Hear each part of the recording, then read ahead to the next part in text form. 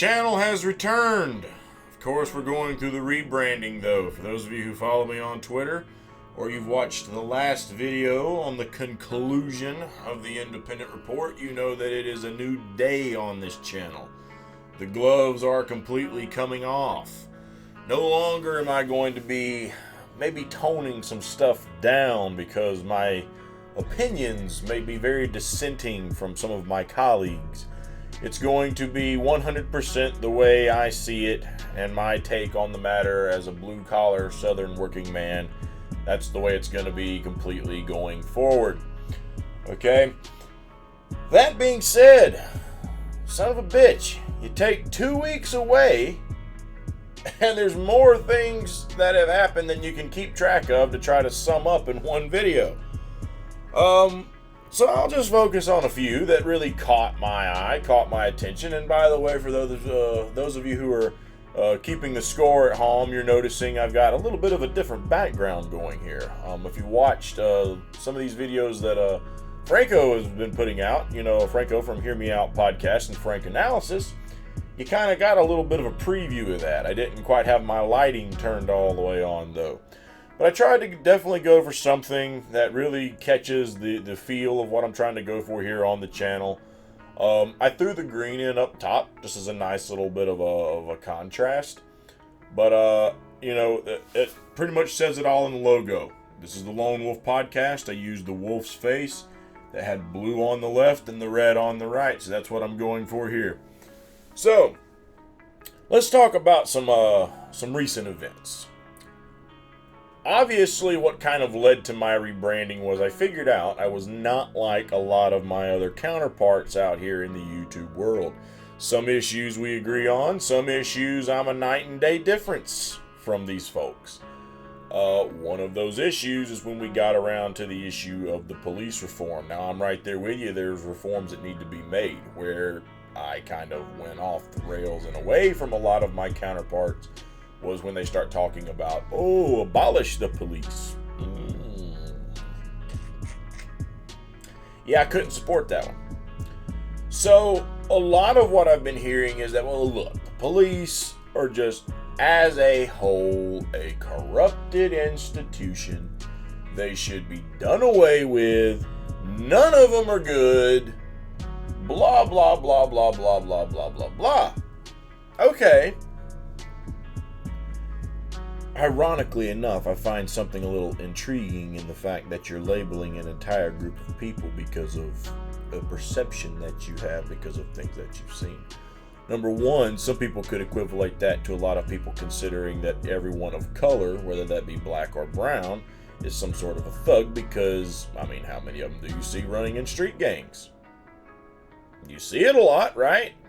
So you're kind of using that same mentality because of a perception that you have over boys in blue. Yet you would criticize someone else who says that about, you know, that other scenario. And rightfully so. You shouldn't always judge a book just because of your previous encounters with that type of literature, I guess we could say, to, you know, be nice and fancy on the show. We'll come up with new, you know, ways of describing things. Sure, you shouldn't judge someone just because they are wearing a certain, you know, type of clothing. You shouldn't be so quick to judge. Maybe that's just what they like to wear. But at the same time, sometimes that's kind of human nature. But I think you get where I'm going with this, right? So it's kind of hypocritical for a lot of you to label the entire organization when there are a lot of good men and women out there who do serve. However, for the folks that said, no, we don't need the police. Just get rid of them. Do away with them. We don't need them. Take them away. The Atlanta mayor has been right there kind of, you know, really railing on Atlanta PD, right? So Atlanta PD decided it was time to tell COVID-19 to kiss our ass because we got blue flu. Blue flu. Blue flu came about. Blue flu hit, and in one night, Atlanta PD went off the face of the earth, and they were nowhere to be found. Now, this mayor, who's been raking her police department over the coals, did what? Remember, police are a terrible institution. They're no good. Let's get rid of them. Just fucking throw them out because they're absolutely trash. So since they're that bad and they voluntarily didn't go to work that night, I guess the mayor sat back and said, well, wow, what a great night. This is amazing. This is progress. Bullshit. No, she didn't. She called surrounding police institutions and police departments and asked them to come bail her ass out and cover her town. So in other words, if police need to go away, one group of police caught the blue flu and didn't come to work, and what was the response? Was it, oh, okay, yeah, finally, police are gone. No, she wanted more fucking cops to come in and guard her town. So, again, yeah, even some of these folks who don't want police around when the rubber meets the fucking road literally shit themselves and want the cops to come back, huh? Okay. Rest my case. So, of course, you've still got the whole CHAZ situation going. And what is CHAZ starting to do now, right? Apparently now they're starting to hand out firearms. Firearms. Let's just pass the guns out, folks. Now, what I want to know is how many people are in support of this, again, because they've eliminated police here, right? So how many people are in support of this new CHAZ group, and they're supporting this handing out of firearms so that they can keep their nice little 6-block utopia in the middle of Washington State, okay? How many people are in support of that, yet about a year ago wanted to get rid of AR-15s and have massive gun reform and kind of supported the whole Beto O'Rourke ideology of you're pretty much going to turn them in whether you like it or not? I'd be very curious to see what the correlation there is, because I've got a feeling a lot of them were on both of those trains. Maybe not all. I've just got a hunch a lot of people were calling for it a few years ago, and now they're like, oh yeah, they're doing the right thing. Yeah, no police. Yeah, pass the guns out to keep the town, boys. There you go. I'm dead ass serious. I would really want to see some figures on that. I don't know if I will be able to or not, but I would love to.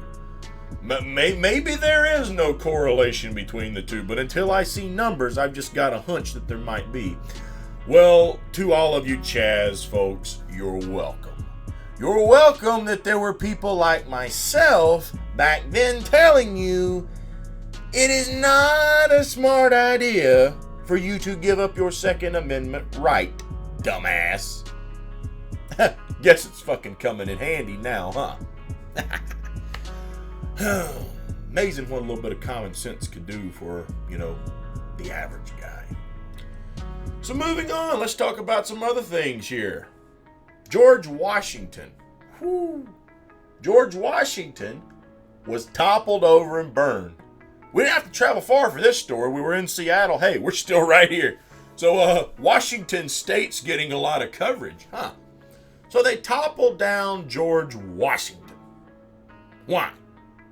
George Washington was a slave owner, they said.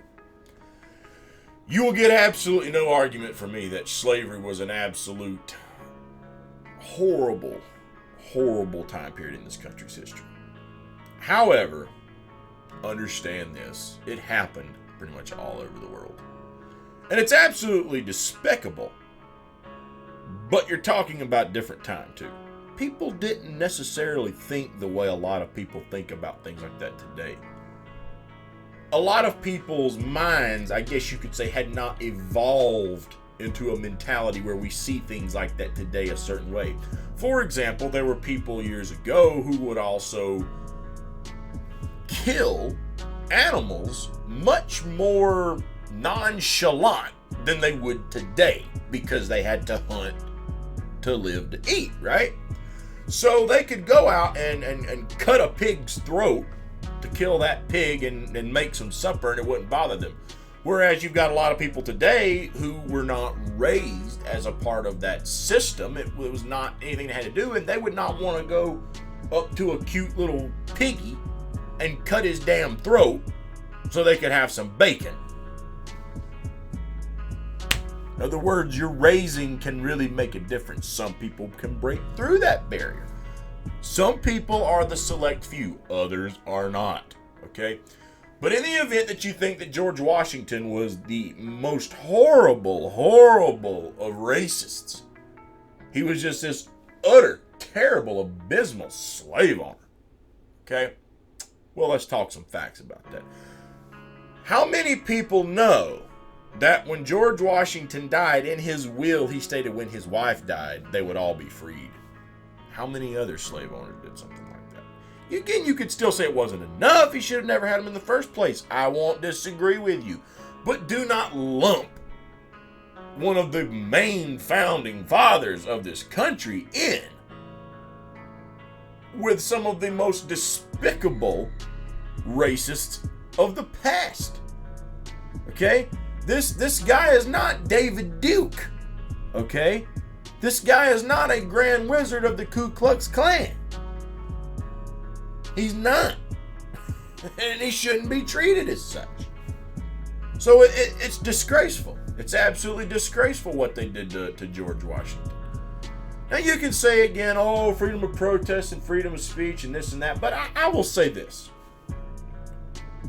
Confederate statues are one thing, okay?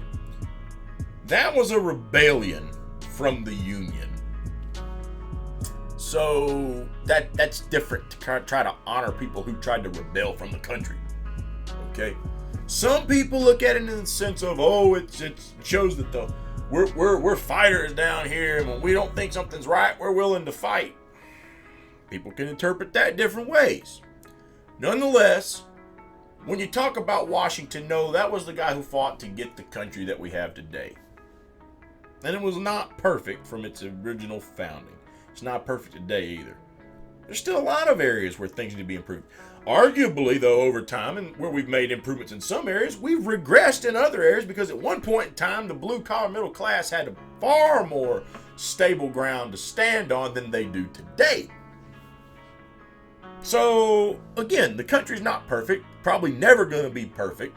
You've got to work towards getting the right things done, okay?